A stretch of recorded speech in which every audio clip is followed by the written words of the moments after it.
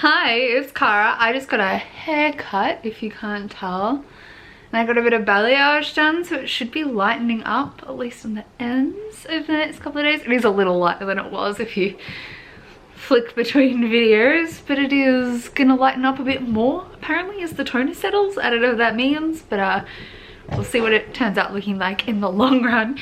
But today, we're filming two videos. This is the first of the two, and this is my top books of the decade.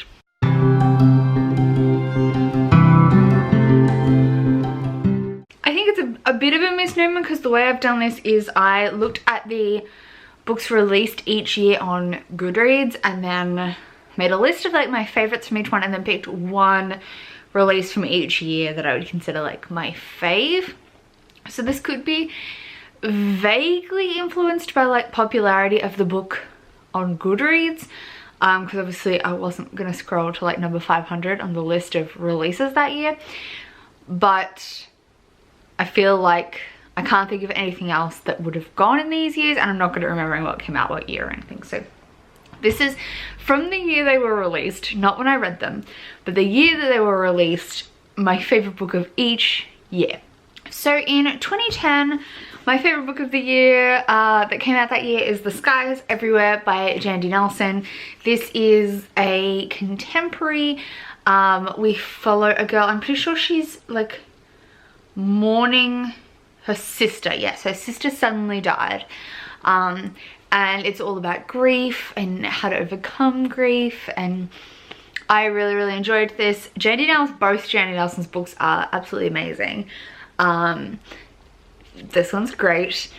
I honestly wish she'll write more stuff because she does a great job at dealing with complicated relationships and grief in really great ways, and I absolutely adored this. This was amazing. I will say that 2010 was probably a year where there are a lot of things that I was like, that could be my fave, but it's not my fave now, so I will reflect on that. Like, there were books that in that year I probably loved more than this. I read this a lot later than 2010, but of the things that have stuck with me, this was the best. In 2011, The Night Circus came out. This was my favorite book when I read it in 2011. It's my favorite book now. It's one of my like all-time faves. And of course, it won in this category for 2011. It's absolutely stunning, beautiful, lyrical, magical, mysterious, everything I possibly could want. We follow Celia and Marco as they like battle it out in this skill kind of tournament in a circus, and it's beautiful. I reread this recently with April, and she didn't like it as much as I did, which I think solidifies for me that this is just like my cup of tea.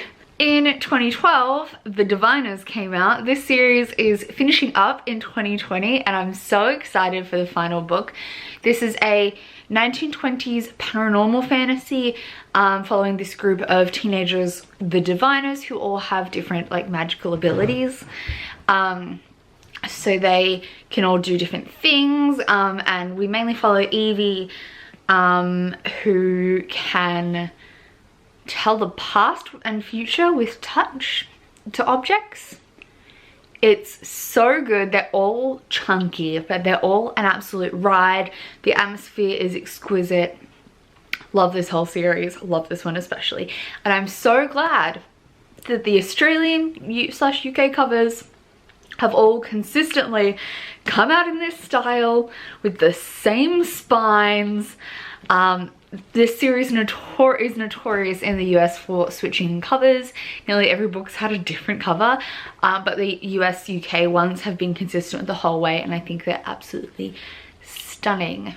Then a book I actually have out on loan to a friend, we have Vicious by V.E. Schwab. This came out in 2013. I read it a little later than that, but not a whole lot later. It was probably 2014, 2015. This is I do have it here. It was hiding from me. Here it is. This is my copy of Vicious. I thought I have a bunch of books out on loan to a friend. I couldn't find it on my shelf. I was like, maybe she's got it. Wouldn't surprise me. But here it is. This is Vicious. It's a superhero, supervillain, anti-hero kind of story. We follow Victor and Eli, and they in college make themselves into extraordinaries by having like a near-death experience, and then because of that they became like superheroes, supervillains, and it's their like rivalry battle. It's so good. This was my first V.E. Schwab book I ever read. I still love it to this day. It is just like the epitome of good sci-fi, light sci-fi, I don't know. I loved this. I devoured it in like 2 days, a day, something like that. Then in 2014, The Long Way to a Small Angry Planet came out. I did not read this in 2014. I only read this past year, but I absolutely adored it. It is a sci-fi following a crew, and it's very slice of life, very soft, gentle, but it is so diverse, so I want to say like empathetic. Like its overwhelming feeling is like how to be a like kind and good human and person, not just human but person, and this is just like so beautiful. The whole series is great. Becky Chambers has not written the thing I didn't like, so I'm very excited for her next release, but this was just stunning. I'm gonna say that about like all of these.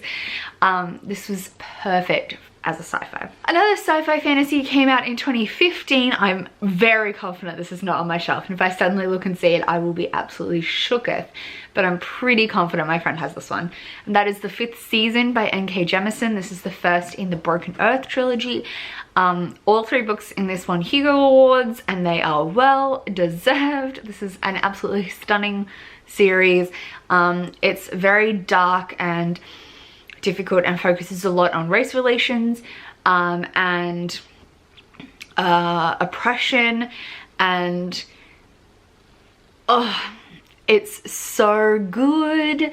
The magic users in this world are oppressed, and then also it's kind of dystopian. The world is rebelling against humans, and it's just so good. Then in 2016, Every Heart a Doorway by Shauna Maguire came out. This is a novella series that are following the Wayward Children, which is a group of kids who went through doors into portal fantasy worlds and then came back, and they're dealing with the like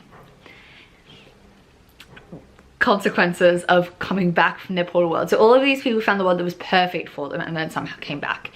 There are people who who go to a world and it's not for them, and they're different. It does talk about all the like different types of people. This is so entertaining. The writing is absolutely lyrical and beautiful. I'm a big fan of Shauna Maguire, and this was great. In 2017, Strange the Dreamer came out, which again I think I lent to my friend. I can't see it on my shelf. This is a fantasy by Laini Taylor. I have adored basically everything Laini Taylor has put out. I think one of my first videos on my channel was like an absolute rambling book talk about Dreams of Gods and Monsters when that came out, and I'd like slammed through it. This sorry, my fringe kind of thing is new to me, so I'm like constantly playing with it. Apologies. This is a absolutely lyrical, gorgeous writing book following Laszlo Strange, who when he was a kid, he actively remembers forgetting the name of the city that he was obsessed with. It's kind of like a mystical city, and he remembers forgetting the name, and everyone now calls it Weep. And he's obsessed with this city, and he wants desperately to go and visit it, and it's kind of like that journey. It's so good. The duology as a whole, I think the first book is a little stronger than the second book, but still amazing. The whole duology is stunning. In 2018, Foundricide by Robert Jackson Bennett was released. This is one of my favorite high fantasies. My favorite, maybe, high fantasy. It's like an urban high fantasy set in this city, and it's, oh my god, I'm sorry. It's dealing with a magic system focusing on, essentially you can write on things to change their nature, and I love it. The characters are kind of exploring the boundaries and rules of the magic, so you're learning kind of as you read the extent of the magic system, and I love that. I think it's very masterfully constructed. We follow Sansia, who is a thief because she can feel how objects are behaving, which is not common, and it's just well crafted. The second book comes out in like April and I'm so excited for it. This is masterful. And then in 2019, which you can check out my top 19 books in 2019 video, which will have a whole bunch of things I absolutely loved reading in the past year, but obviously number one on that list had to go for 2019 here, and that's The Starless Sea by Erin Morgenstern. So Erin Morgenstern makes it onto this list twice, so I guess she's my favorite author. Love this book, it's stunning. This follows Zachary, who stumbles across this book that he's obsessed with, and one of the stories in the book recounts a memory from his childhood, and so he's kind of going on a mission to figure out why his childhood is in this book and what it means. Yes, these like don't make sense. Like Night Circus is kind of the same. There's a lot of like magic that is whimsical and doesn't have strict rules, but I really love that in a book, so it's just exactly what I wanted. It's lyrical writing, it's great relationships and character dynamics, and I just adore this to pieces. So these are some of my favorite books of the decade. Obviously there are others that I've read and loved in this. This is a very limited list, but I just wanted to reflect upon the last 10 years and my thoughts on books during them. Please let me know what your favorite books of over the last decade are in the comments, or link me to a video if you have one. And otherwise I'll see you soon with another video. Bye!